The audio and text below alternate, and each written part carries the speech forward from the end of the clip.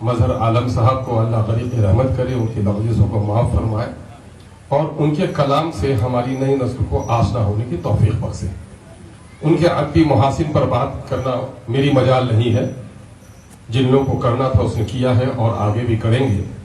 میں 2-3 باتیں بطور خادم کے اپنے ادیبوں اور فنکاروں سے، قلمکاروں سے اور شاعروں سے گزارش کرنا چاہتا ہوں کہ ادیب اپنے معاشرے کا نباز ہوتا ہے، وہ اپنے سماج کی آئینہ داری کرتا ہے۔ میں مایوس کن خیالات کا آدمی نہیں ہوں، لیکن ہاں اعتراف حقیقت کا علم بردار ضرور ہوں۔ آپ کتنے ہی زوم میں رہیے کہ اردو بڑھ رہی ہے، اردو کی بستی سمٹ رہی ہے۔ ہاں، اردو کے فن پارے، اردو کی کتابیں ایک سے ایک نادر اور معیاری کتابیں جن کی رسم اجرا ایوانوں میں ہو رہی ہے، لیکن یاد رکھنی چاہیے بات کہ زبان کا تعلق ایوان سے نہیں، زبان کا تعلق عوام سے ہے۔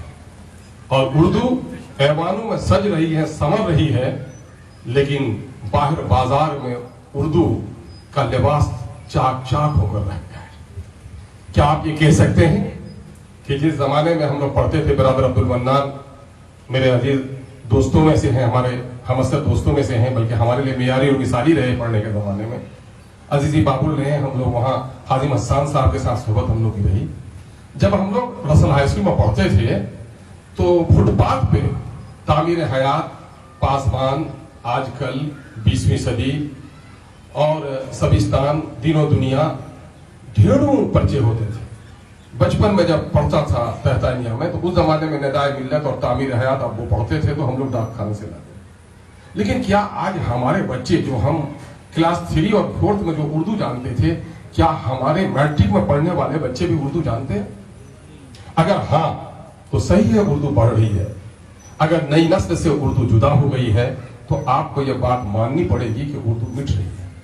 میں اکثر کہتا ہوں کہ مادری زبان کا تعلق ماں کے دودھ کے قطروں کی طرح ہے۔ ایک زمانہ آیا تھا 80-85 میں، ایک فیشن چل پڑا تھا اپنی شباب کی حفاظت کے لیے، اور بڑے گھر کے لوگ زیادہ تر بچوں کو ڈبے کا دودھ پلاتے تھے کہ ماں کی صحت اچھی رہے گی، اور بچہ بھی بڑا تازہ دم ہوتا تھا۔ لیکن دیر نہیں لگی کہ جس ڈبے کے دودھ پلانے کا چلن بڑھ گیا تھا، اس ڈبے کے دودھ سے بچوں کو محفوظ کرنے کے لیے ورلڈ ہیلتھ آرگنائزیشن کو اربوں روپے خرچ کرنے پڑے، اور یہ کہنا پڑا کہ بچوں کے نشو و نما کے لیے ماں کا دودھ سب سے بہتر خوراک ہے۔ یقین جانیے، آدمی آج بھی میرے ہاں بہت سارے انگریزی کے لوگ ہیں، فارسی کے لوگ ہیں، دوسری زبانوں کے لوگ ہیں، لیکن اپنے محفوظ ضمیر کو پیش کرنے میں مادری زبان جتنی معاون ہوتی ہے، دوسری زبان نہیں ہو سکتی۔ یہی وجہ ہے کہ تمام تر ماہرین تعلیم و تعلم کا، ماہرین تعلیمات کا یہ خیال رہا ہے کہ بچوں کی ابتدائی تعلیم اس کی مادری زبان میں ہونی چاہیے، اور یہ آئین ہند کے ڈائریکٹو میں بھی ہے کہ اسٹیٹ کی یہ ذمہ داری ہوگی کہ بچوں کی پرائمری تعلیم اس کی مادری زبان میں دی جائے۔ اور آپ دیکھیں گے تاریخ کے حوالے سے کہ یہ یہودی جس کو ہم غیر المغضوب علیہم ولا الضالین کہتے ہیں، حالانکہ ذلت اور سباہی جن کا مقدر تھا وہ ہمیں ذلیل کیے ہوئے ہیں، یہ قوم جب دنیا میں بکھڑی پھر رہی تھی تو اسے اپنی تہذیب اور اپنی زبان کا سودا کر لینا تھا، لیکن اس قوم نے اپنی ہبرو زبان کا کبھی سودا نہیں کیا، اور ان کی ہبرو زبان آج بھی باقی ہے۔ لیکن آج سے 30 سال 40 سال قبل رجسٹری آفس میں آپ جاتے تھے تو اردو میں دستاویز لکھے جاتے تھے، اردو میں محرر ہوتا تھا، اردو میں نقل نویس ہوتا تھا، اردو میں پروف ریڈر ہوتا تھا۔ گرچہ اردو کو اس زمانے میں 80 سے پہلے سرکاری دوسری حیثیت نہیں ملی تھی، لیکن اردو کے نام پر لوگوں کو ملازمتیں ملی تھی۔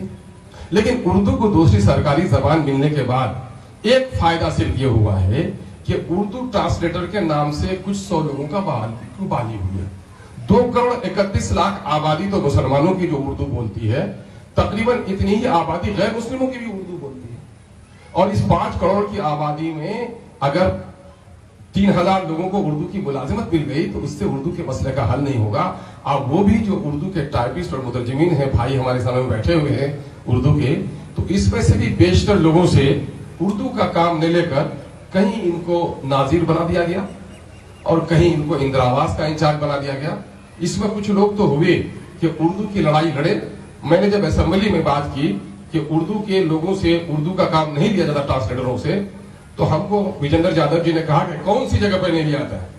میں نے کہا پورے بہار میں نہیں لیا جاتا ہے. سرکولر جاری کر دیا انہوں نے. تو سیمانچل کی بہتری سن لیجئے, اور سیمانچل کے باہر کے لوگوں کو جو ہم ملون کہتے ہیں, ذرا ان کی بھی دیکھ لیجئے کہ جب میں رات کو فون آئے ہمارے پاس مظفر پور سے گیا سے, اور ان لوگوں نے کہا اختر صاحب بہت بہت شکریہ کہ آپ نے اردو کی آواز اٹھائی, ہم لوگ اردو کے لیے کام کرنا چاہتے ہیں. لیکن جب میں دوسرے یا تیسرے دن کشن گنج پہنچا تو اسٹیشن میں نوجوان مجھے جو ریسیو کرنے گئے تھے, اس نے کہا آپ کو کوئی کام نہیں ملتا ہے. کیا ہوا میاں؟ ارے اردو کے بارے میں کیا بول دیے ہیں, یہاں پر جتنے بھی بلاک میں ٹرانسلیٹرز ہیں سب کے آپ کے خلاف بول رہا ہے. یہ ہماری سرزمین کا مسئلہ ہے میرے بھائی. زبان کا تعلق عوام سے ہے. اس زبان کو زندہ رکھنے میں ہمیں اور آپ کو قربانی دینی پڑے گی.